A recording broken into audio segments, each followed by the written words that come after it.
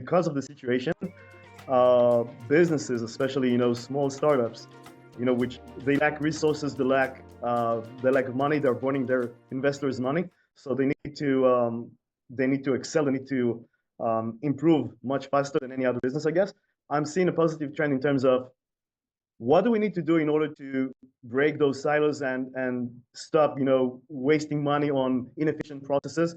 And I'm seeing positive trends in terms of we need a better way of tapping into the business and understanding what works, what doesn't work. So I'm seeing this trend surfacing more and more. Businesses that are realizing that they need a sales analyst, not just an enablement guy, but someone more than just sales ops or revenue operations guy.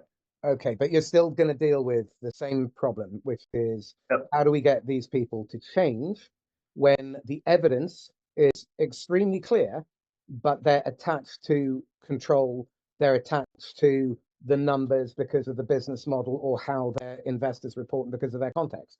Because it's possible, but if the organization stifles it, or the manager, for example, that you're working with is then beaten up by their boss, they're going to react to the reality of their day to day, and it's never going to sit.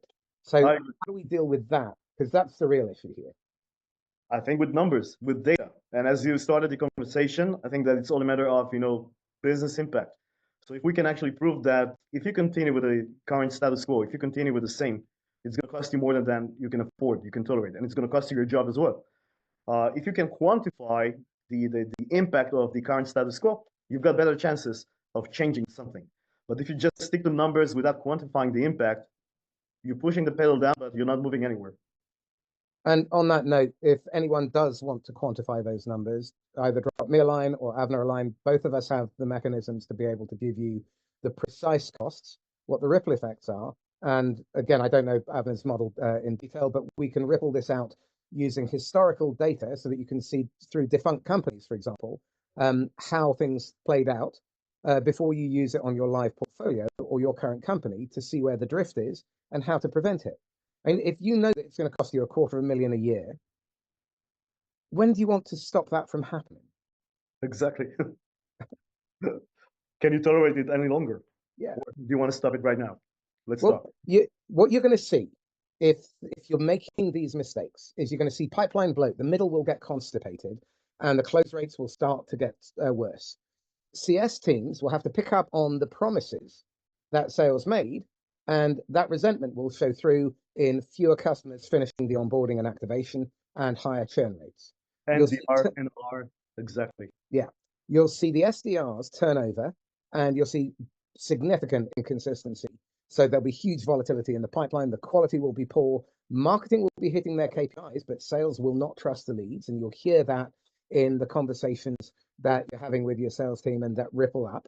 And then the conflict will mean that enablement is really busy, but completely ineffectual. And leaders are performing to belief while privately questioning everything.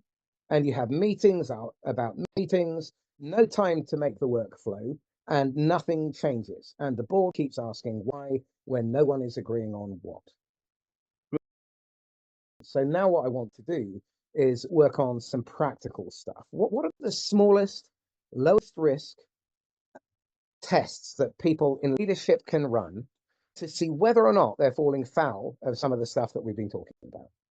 How can they go to the Gemba, get first party data, and observe what's really happening?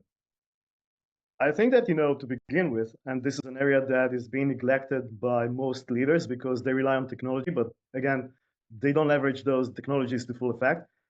I think that leaders need to spend more time and more efforts to understand what is going on in the early engagements, starting from, pre-qualification of SDRs, BDRs, moving on to examining the handoff, whether it's, effective or not. And I'm not just referring to the notes SDRs leave on Salesforce, but whether an actual handoff is happening. And reps leverage the data that SDRs provide them with in order to prepare and personalize the first engagement. And I'm not seeing personalization taking place, often. On the other way around, I'm seeing like a very generic flow across the board. I think leaders need to spend more time delving into the first engagement, examining the way reps perform their pain funnel discovery, and mostly, examining whether reps are listening instead of just relying on their or sticking to their comfort zone, which is like show and throw, solution Well, review, etc.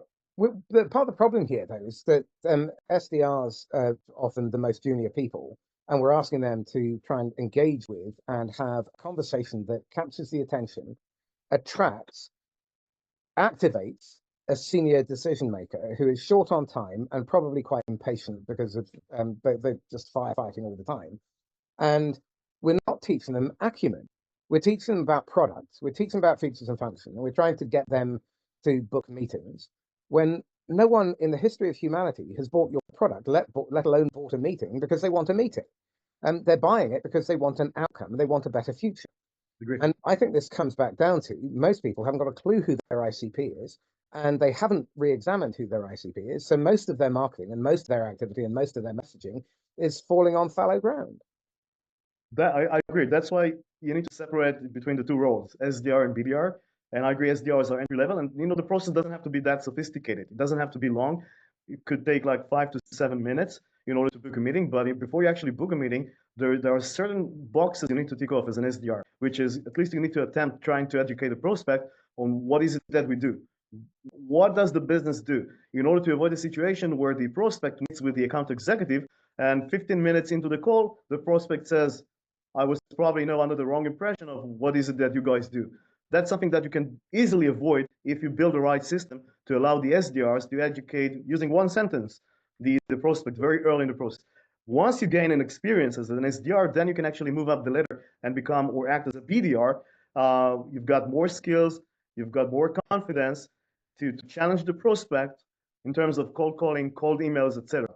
And then those BDRs, experienced BDRs, they can move up the ladder they can transition into account executives or other roles in the So go-to. effectively, you're saying there's a proper apprenticeship where they learn the craft. Yep. Okay. So I'm 100% with that. The one thing I would dispute, and I disagree with wholeheartedly, is why are we getting SDRs to call cold lists that marketing has not done a proper job of filtering for TAM so that only ICP are in that list? Because most of the SDR's time is spent speaking to people who cannot buy, will not buy, or should not buy. I agree. This is a perfect timing because it happens to be that I'm meeting with so many businesses, trying to convince them that social selling or marketing, it's not necessarily the marketing's responsibility. I think that today, given the what happens with AI and what happens in the markets everywhere, I think that everyone needs to step in and take part in the process of educating prospect what is it that our business is doing, etc. In other words, I think that every customer-facing role, starting with sales dev, sales engineers, support, customer success, everyone is the marketeer. Everyone needs to step in. I'm going to have to stop you there. Everything that you do that touches the customer is marketing, and every employee has responsibility for the brand, the financial health, and the reputation and the security of the business. Some people are specifically accountable for those things, but every single job description should have a window to the customer. And they don't. Music to my ears. I couldn't agree more.